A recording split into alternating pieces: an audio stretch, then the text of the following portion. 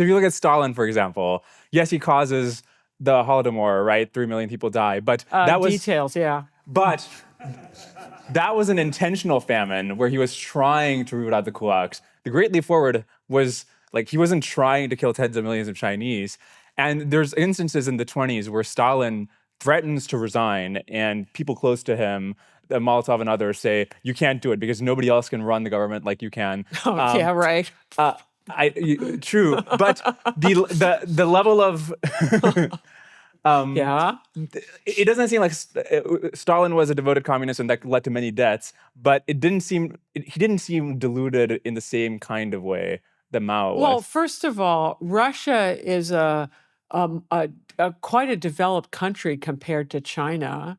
And if you think about it, Russia had been industrializing since the late 19th century, and China's a much later event.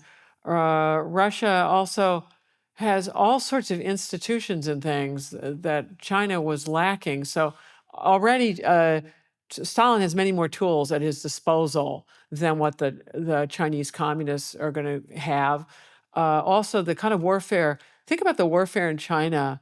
You get the Taiping Rebellion. It's only the biggest of the peasant rebellions of the 19th century. And I can't remember, people estimate, I can't remember, it was 20 or 30 million people. That's a large number, right? Because I think World War II is supposed to be like 55 million. So there are a whole series of these peasant rebellions in the 19th century that go on for, I don't know, 25, 50 years. If one's here, one's there. By the end of it, they've basically devastated parts of every province. And then you overlay this with the warlords coming in and all of that, overlay that with the communist nationalist thing, overlay that with the Japanese.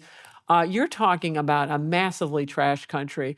And think about it. I'll give you another example. For Americans in the room, and for others who aren't Americans, you'll have to, based on your dealings with Americans, this country had a civil war.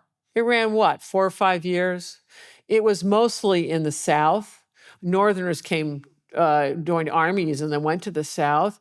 The institutions of government didn't change in Washington. They certainly did in the Confederacy, but those were new things, right? Because they were trying to secede. And the losing side of that war still hasn't gotten over it, right?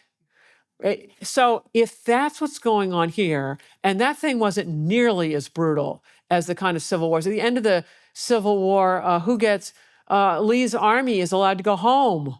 They aren't shot on sight, which would be the kind of thing that went on in the Russian Civil War and Chinese Civil War. So if that kind of bitterness and unsettledness is still present in this highly institutionalized, wealthy country, this one, you better believe China's a mess. So then when you're wondering why Mao can't surf that wave, no one can. If you enjoyed this clip, you can watch the full episode here and subscribe for more clips. Thanks.